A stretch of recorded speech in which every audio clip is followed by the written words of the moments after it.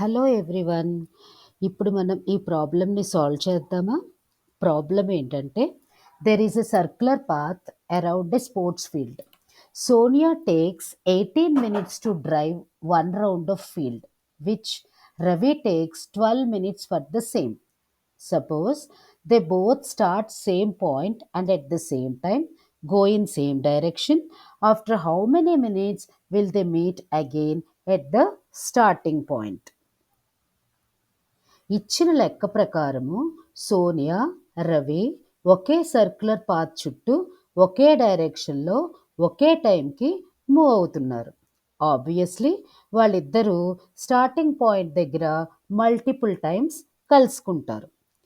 Start అయిన తరువాత మరలా వారు స్టార్టింగ్ పాయింట్ దగ్గర మొదటిసారి ఎప్పుడు కలుసుకుంటారో తెలియాలంటే 18 మరియు 12కి ఎల్సిఎం క్యాలిక్యులేట్ చేస్తే సరిపోతుంది.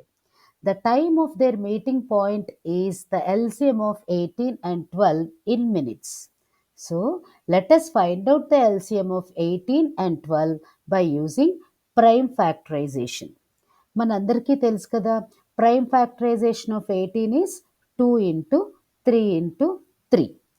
Prime factorization of 12 is 3 into 2 into 2.